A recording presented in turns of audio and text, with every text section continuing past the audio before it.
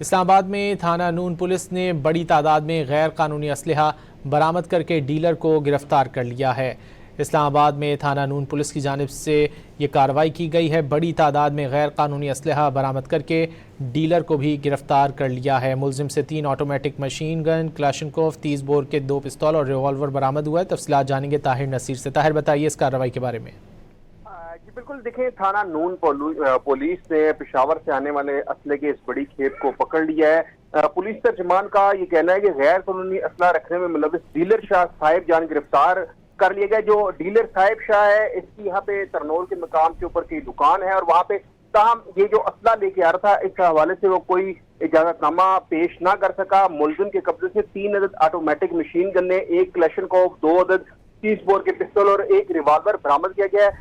نون police نے اس حوالے سے جو ڈیلر شاہ صاحب جان ہے اس کو گرفتار کرنے کے ساتھ ساتھ اس کے خلاف مقدمہ بھی درج کر لیا ہے۔ جی بہت شکریہ طاہر نصیر ان تفصیلات کے لیے۔